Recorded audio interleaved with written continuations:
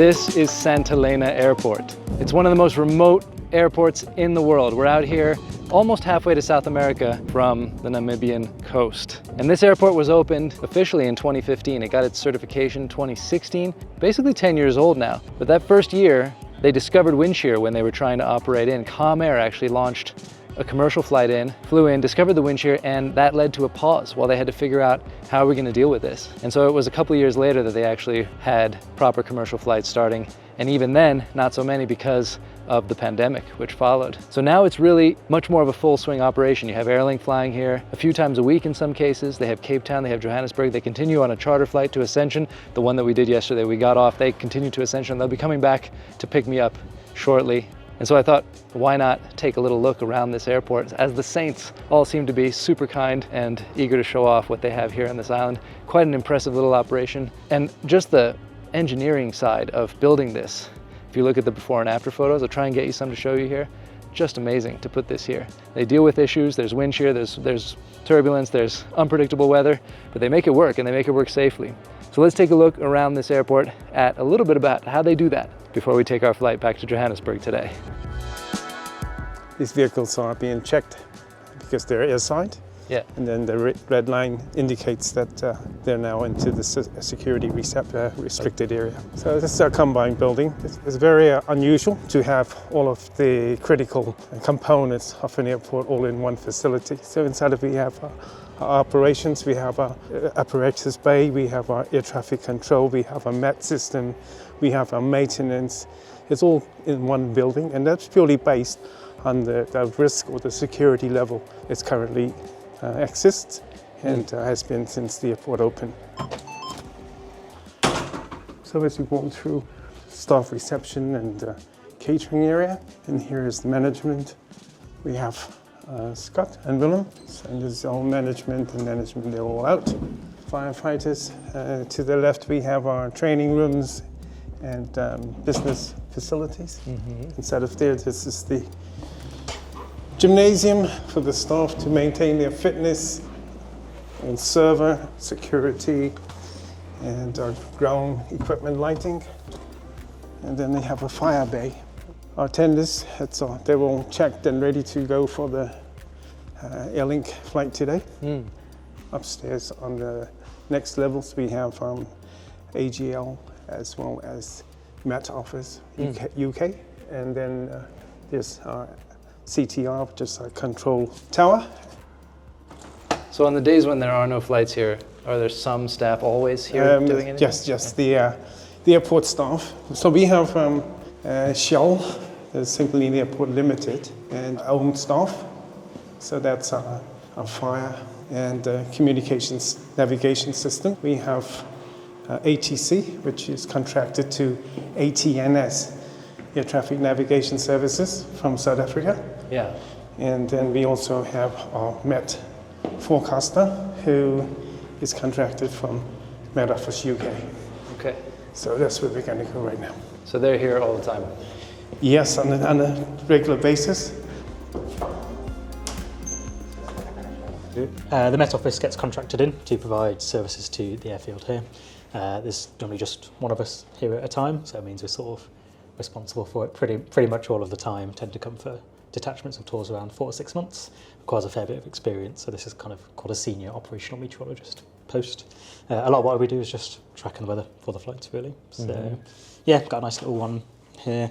A lot of what we're doing is like comms with the pilots. Yeah. So 2 of these chats, like one is with the Airlink crew, one of it's with the Airlink operations centre. Nice. We'll give them the updates to the forecast, one of which is like updated satellite pictures, explaining a little bit about what the progression of the cloud picture is going to be. So we know that at the time of arrival, generally, it's going to be cloudy, not too much threat, but there's a few factors coming in both directions, north and south, that could affect the forecast and make things a little bit less uncertain. And we kind of have to put that across, which is I'm highly confident in the lack of confidence in the forecast. Over here, tend to use a lot of it is live satellite imagery. So this part of the world is not particularly well modelled by our supercomputers. The best model we have at the moment is like 17 kilometre resolution. If you think of like the size of the island, basically the model doesn't know that we at St Helena exist. So a lot of the forecasting we're doing is like a little bit similar to pretty much like 90s, early 2000s in terms of really understanding our local effects without so much of the assistance they get back home from like the £1 billion supercomputer. Wow. So yeah, that means just a lot of live monitoring, a lot of being kind of prepared to communicate changes in that forecast or particularly large risks, and kind of learning to use different forecasting techniques. So kind of I'll compare these two images for you here. So that's just a visible satellite, which is good, just a picture of the clouds that we kind of cycle through in a loop. However, that's not necessarily enough to kind of keep things air safe. What we'll often do is kind of rely on this. It's called RGB imagery, red, blue, green. And essentially by false colouring the signals that we get through there, that tells me, with like a bit of experience, knowing what's happening in terms of the temperature, the phase, and kind of the size of the cloud and the cloud droplets, which means, for example, this little purple guy here quite subtly might be an elevated shower risk in compared to kind of these blue areas here, which show that actually things are a fair bit more benign, and we pretty much always get the winds coming in from this southeasterly direction. A lot of the uncertainty of this place comes from King and Queen Rock over there, so in that southeasterly, and particularly as we get more to an easterly direction of the winds, as in coming from the east, it can cause some wind shearing and severe turbulence issues on the runway, which means what would be, for everyone else, a nice sunny day with a light southeasterly breeze, lovely times, great place for a holiday. As soon as that wind picks up a little bit or gets a little bit too easterly, we do tend to have issues with both wind shear and severe turbulence coming off that rock, which means for the most part your approach is going to be fine, but you'll see just that little wobble, and then potentially a little bit of a lift on the nose as they get out onto that touchdown. It seems as if they basically expect the wind shear. That's just a normal part of operations. On the whole, yeah. So in a sense, while that can be highly impactful, sometimes that's the easier part because we know that effect now. We know it's kind of well statistically taken account of in our forecast as well. Like we can observe what the wind was and what the effect was with reasonable precision, not least because we have 3 sets of anemometers or wind readers on the runway. And that's the thing, we produce 3 different forecasts, which is one for runway 019, one for runway 01, and one in the middle. And those can be vastly different. So on this forecast that is in process now, you can see quite a variation in that wind direction, going from quite southerly to quite easterly, and variations kind of 10 to 15 knots on either side of the runway, and kind of different how variable that's going to be. And the one that particularly varies a lot is going to be runway 019, which is why we kind of have 3 sets of wind readings, so one here, and I kind of flick between these two, as well as 2 sets of cloud. The thing that's actually much more difficult for a lot of the time is knowing how low the cloud's going to get, and how that's going to affect the visibility. So people often talk about the headline being the strong winds and the turbulence, but once you've figured all that out, it's easy to forget actually the cloud can come in quite unexpectedly low, and kind of as soon as you get those fine drizzly showers, tear down the visibility. That means a pilot's going to have a bit of a tricky time being able to see the runway as they for that crucial touchdown. So yeah, a lot of our observation equipment here. I'll give kind of different warnings to air traffic as well to communicate to the pilots on their way in. And one kind of really key bit of equipment for us is the LiDAR. So we've got the one LiDAR, which is soon to be replaced actually. So the LiDAR output essentially sends a beam both north and south. So that left side is steering northwards, that right side is steering southwards, and it essentially measures the speed in those particular directions of the wind. On this left side it should be nice and red, on that right side it should be nice and blue, red shift, blue shift, showing essentially the component of that wind that's heading northwards. However, what you can see right now is most of the time it's nice and red, but you'll set these blue patches in where it should be red that indicate that there's a reversal of the wind direction, which is caused by King and Queen Rock. And that's the thing that kind of gives me a good indication of how the forecast is going and kind of the potential dangers to the aircraft. That helps me also just advise to the pilots in pretty, well, both in the forecast and in real time as to what they can expect on the approach. This isn't too bad. I would kind of call that a risk of moderate turbulence at the moment. It's not too deep, a red or a blue. What you can kind of get is where you see lots of changes for one direction, the other direction, one direction, the other direction, which means that kind of there's going to be a continual change of the effects on the aircraft, and kind of that means the pilot has to handle accordingly. Oh yeah, that's a nice example. So that was an interesting case where it's quite a low cloud base, kind of around 1,000 to 2,000 feet, but 1,000 meters, like 500 meters, it was quite strong, that deep red in one direction. As you get to 1,500 meters in that northwards direction, it becomes slightly more strong in the southerly direction, which kind of indicates that the pilot might have a little bit of a difficult time if they were to touch down. I can watch that in real time, and that kind of shows me, maybe the wind's going to get stronger in the next 2 hours, which indicates that risk is going to increase, but we may also see changes in direction. So there's a lot of different factors to be keeping account of in real time, and kind of a lot of judgment over and above what you might expect from the kind of the luxury of mainland Africa or UK. Is it quite a challenge that you enjoy in terms of experience? Yeah. I've kind of travelled across the South Atlantic, kind of do different places. I think this one where it's just by yourself, sometimes the models do quite well, sometimes they go reasonably wrong. You're going to have to, if things go wrong in that forecast, you're going to have to be the one to advise on what the situation is and kind of put that risk across to the people who are having to kind of do that handling and actually make sure the island does its stuff.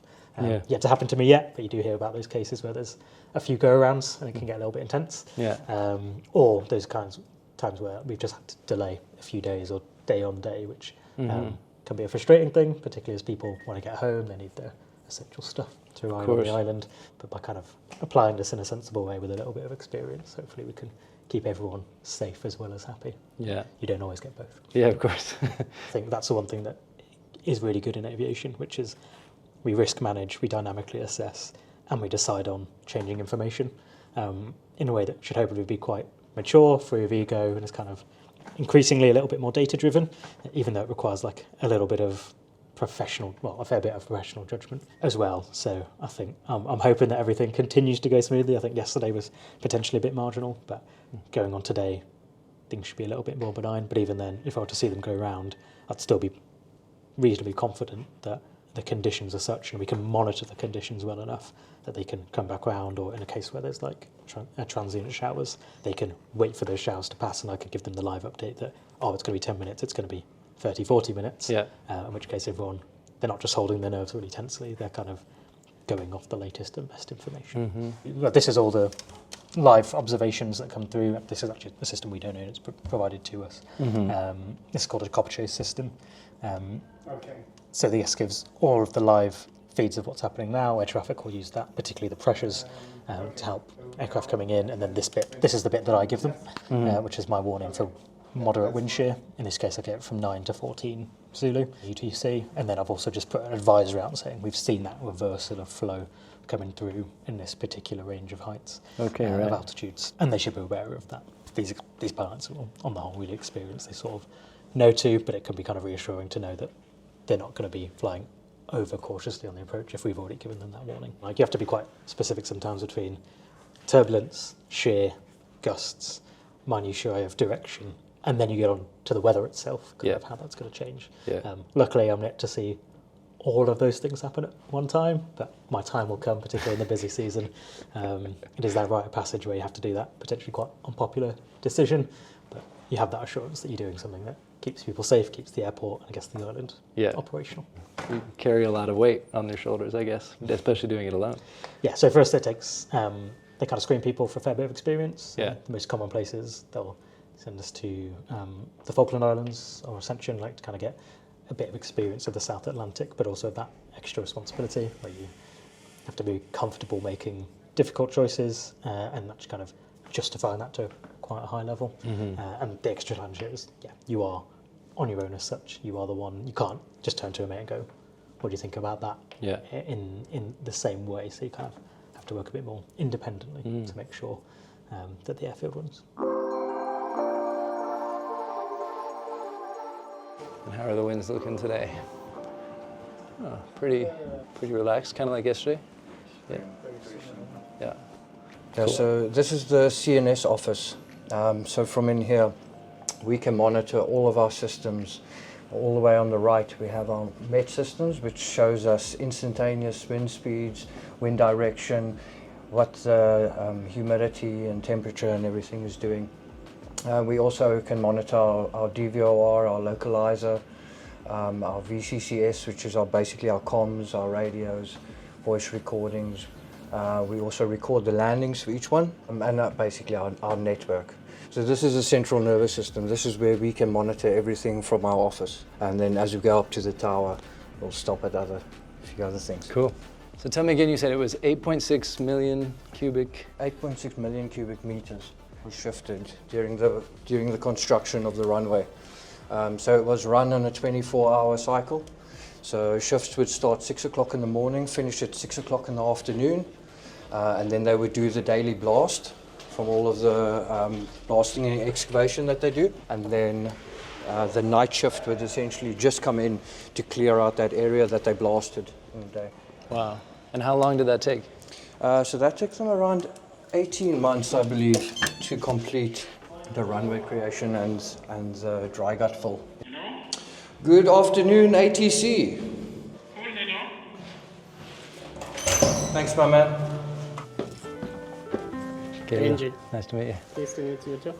They are roughly 15 miles away now. Okay. See on your app. So then they're reaching to a point here and tip, which is on long final, and then they're gonna come in like that. So we won't see them because the clouds. Oh yeah. But we should be able to see them from 5 miles Okay. on final. Link 136 Roger. Report Sierra Hotel Lima Tango 1. Hotel Lima Tango 1, link 336. Link 136, an update on the winds. The surface wind threshold on 180 degrees 7 knots. The midpoint 150 degrees 13 knots. Additionally, a moderate wind shear on the approach to runway 19, and that's from ground up to 2000. Copy, thank you, 336. So careful with that because our door doesn't go all the way, so you have Okay. to squeeze in here. Okay. And when I see it, I'll knock on and show you where it is. Okay. While they're still far out. Yeah, Okay. but from our side it's best. Is there a lot of comms while they're coming into land? No, I'm gonna speak to them for the last time when they like about 6 miles. Link 136 Roger, the service wind threshold runway 19, 200 degrees 7 knots, and the midpoint 150 degrees 14 knots. Clear to land, runway 19 and backtrack. Yeah, this is the last.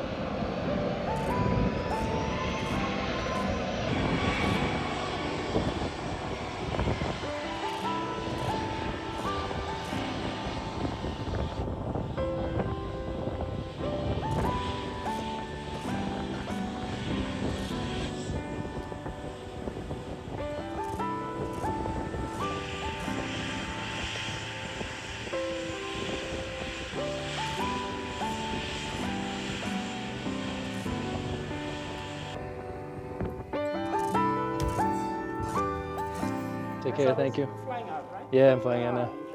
Thank you. All right, quick airport tour done. Now it's time to board. We're gonna record the departure out of here.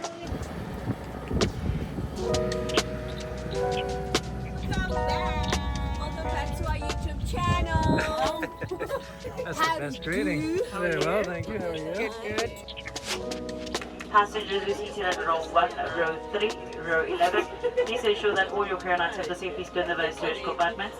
As this is considered emergency exit rows where you're seated in front of a bulkhead. Should your bags not fit anywhere in the cabin, kindly bring it to the front row. That is going to check it for you. Hey guys, how's it? In here? Yeah? Yeah, good. And then we've got. Are you certain about it? Oh, look at me. Look at me. That is indeed correct. That looks like a cross face. It's a Saturn face.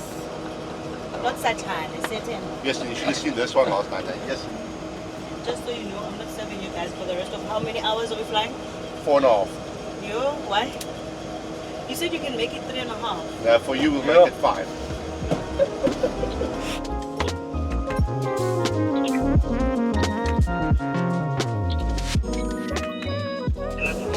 Flight level 350 request initially, Southwest Cruiser on May 19 listen, and the flight is planned flight level 350.